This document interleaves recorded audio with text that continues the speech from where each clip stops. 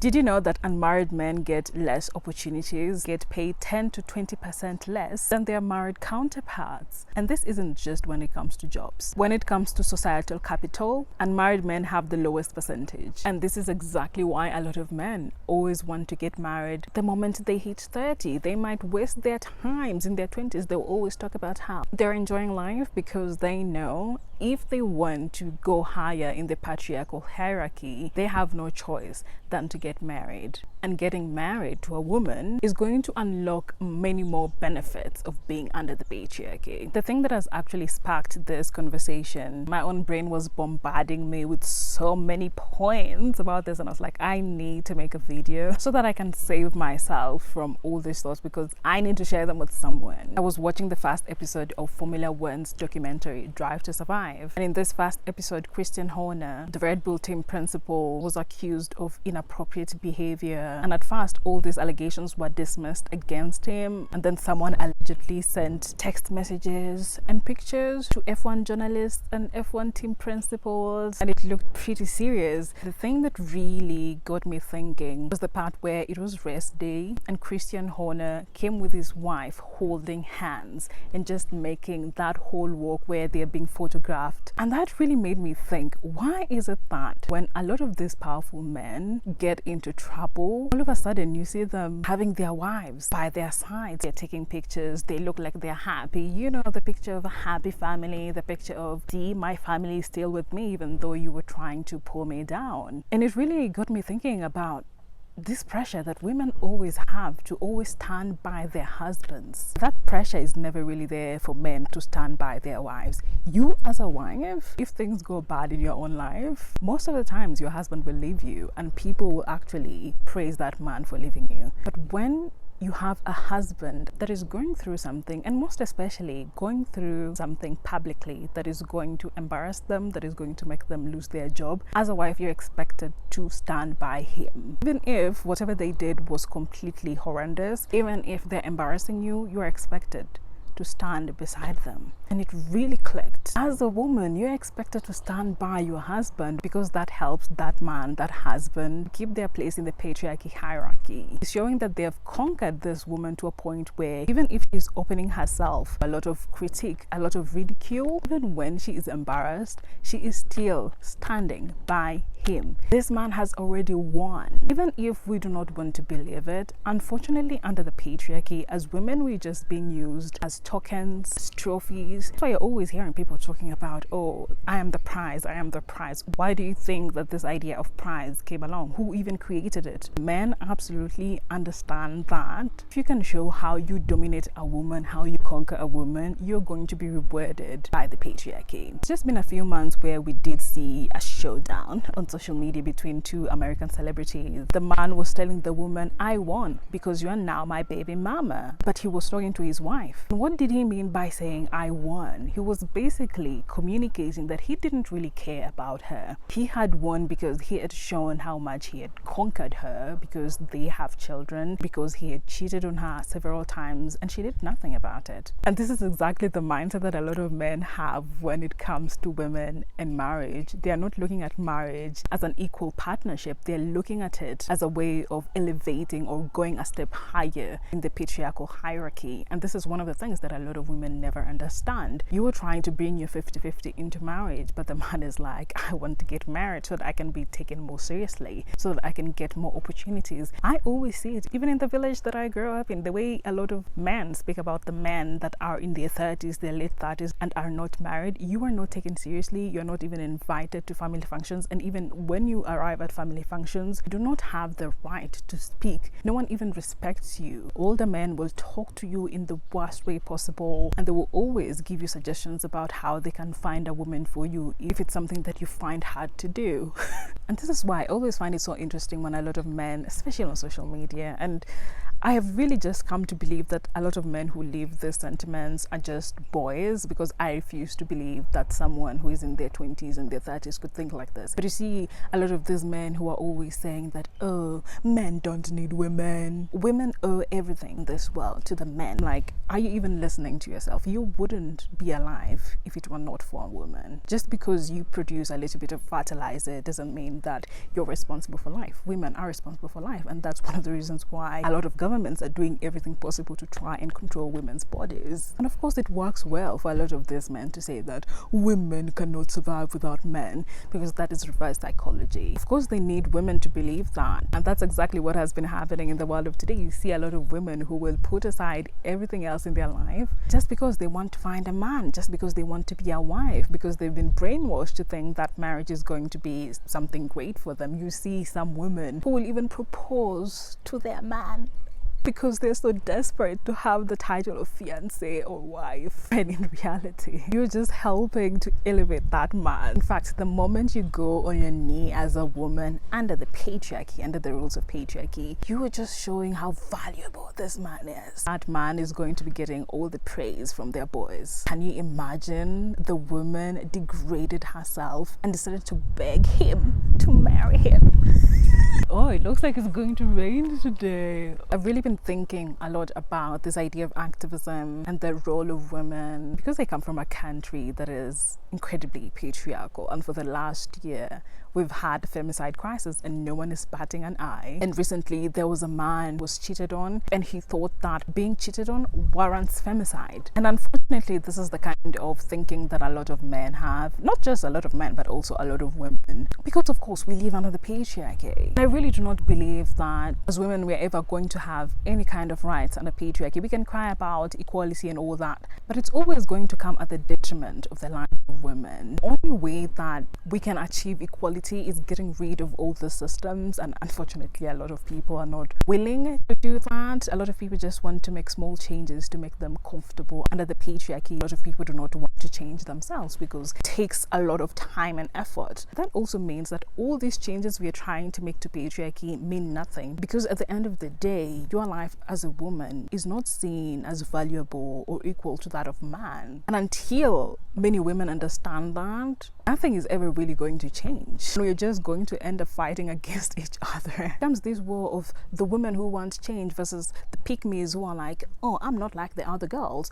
Or it becomes the men who are like, oh, the women want to destroy all. It becomes a useless war against each other and nothing really changes. But the reality will always be that under the patriarchy, women will always be used as a measure of success for men. Whether we like it or not, that is the reality. And as a woman, you need to get smarter and also start thinking like men. Start thinking about how you can also play chess and ensure that you can get something, you can benefit from this game, because whether you like it or not, the game is getting played and you're the one that is being played. This idea of how many women a man can dominate is something that will never go away as long as we have the patriarchy. I remember growing up, and this is something that also still happens, a lot of men would always brag about the number of women that they've slept with, and they would actually go farther to create rumors about how they slept with the woman that they know they cannot have, the woman that every other man is discussing, and the man will be like, oh, I slept with her, I dominated her, so that he can go higher in the patriarchal hierarchy. It's all about bragging to the boys. Like, they only see women as a tool to make themselves look good. It really doesn't make sense. So when a man is a prostitute,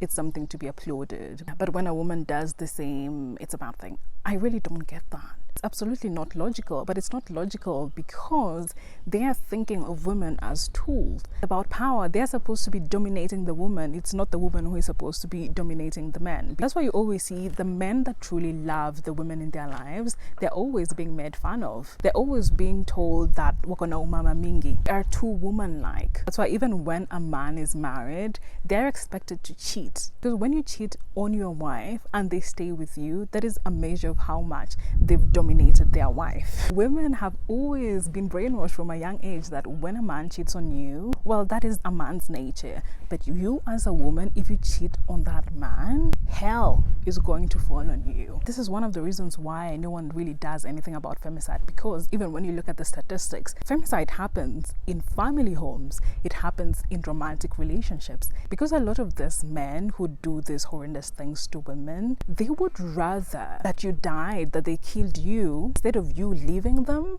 instead of you challenging them. Because when you cheat on them, for example, it's like you're showing how weak they are. So they would rather kill you because you reduced their value in the eyes of patriarchy. When you try to leave the relationship, they see that as you weakening their status. So they'd rather kill you than you leave them. When you try to challenge them when they are making really bad decisions that will affect the entire family, they would rather kill you than hear it from their boys about how weak they are. Oh my God, can you imagine you're getting challenged by a woman? That's why I really don't understand all these people that are always talking about, oh, there's a rise of misandry, women that hate men. But misandry is a direct reaction to misogyny, because misogyny kills women. This seeing women as not equal human beings, it kills women. There's absolutely no reason why you as a man, you can cheat and that is applauded, but when a woman does the same, suddenly she should die. Like, are you even listening to yourself? And this is psychosis. This is the patriarchal psychosis. And this idea of a man proving their dominance to a woman, it's always being used to measure men everywhere. When it comes to getting positions of power, a lot of the times, if you're a man who hasn't married, you will not get the position of power. And if you do, they're going to force you to marry. And the thinking here is, if you cannot show how you have conquered a woman, how are you going to be able to conquer a nation or conquer a community? You always hear a lot of these men talking about family values, family man, because the term family man means a conqueror, dominator. How can you conquer a country? How can you show how powerful you are if you haven't even conquered and dominated a woman? And it's not enough to even get married. You need to have children. That's why a lot of men always think that telling a woman, I will give you children, is a compliment. And even when we move from the milieu of marriage, patriarchy in the home, in the family, being a daughter, it's also something that men in your family will use to try and elevate themselves. And I've actually been someone that has benefited from it. Oh my God, it's starting to rain. I come from a tribe where a lot of men believe that if you have a daughter, you have to ensure that they go to the best of schools, that they have the best of life, because then you're going to get more money in bride price. You're basically a tool. You're basically something that they're going to sell. And actually, for someone like me who was going to the best of schools, I even have a master's degree. If I decide to get married today, I will not be allowed to get married to just any kind of man, because also the kind of man that is going to marry me has to be someone that also helps in elevating the social hierarchy of the men in my family. And that basically means that for me, who is an educated woman with a master's degree, if I decide to get married, I have a very small pool of men to choose from. The CEOs, someone who is working in a very prestigious company, maybe even a politician, because being in Kenya, being a politician, we're like the top in the patriarchal ecosystem. Because I don't make the rules, patriarchy makes the rules. And this is why when I decided to leave France to actually come home, it was one of the worst things that I could have ever done. Because what do you mean? You were degrading the family name. Like, these people don't even care about me as a human being. I'm just a tool to help them to advance in the social hierarchy. And I actually did read a research that says that fathers who have daughters will live longer. Their life expectancy increases by 74 weeks per daughter. Per daughter. And yet, for a woman, a mother, whether you have sons or daughters, it reduces your life expectancy. And I was really thinking about this. Why is it that when fathers have daughters, their life expectancy increases? It's basically because as a daughter, you're expected to do all the unpaid work to take care of your father. When they get to the old age and they start having a lot of health problems, who is taking care of them? Oh my God, it's raining heavily now. Maybe I should finish inside the house. It is a fact that in a lot of patriarchal societies, apart from being expected to be the perfect wife who takes care of their sickly husband in their old age, even though if you got sick as a woman, statistics show that your husband will actually leave you, you're also expected to perform your good daughter duties and take care of your parents in their old age when they get sick, when they get Alzheimer's, dementia, basically just being a care worker, which obviously requires you to give a lot, because it's not going to drain you just financially, but it's also mentally, it's also emotionally, it's also physically, because you're doing a lot of work. And I know there's some people who are like, oh, you know, you have to do that for your parents because they did it for you when you were a child. But why is it that it's only daughters who are expected to do this care work, to take care of their old parents? The sons are not expected to do that. In fact, a lot of the times, even when sons take on this care work when their parents get old, sons are not doing the day-to-day care work.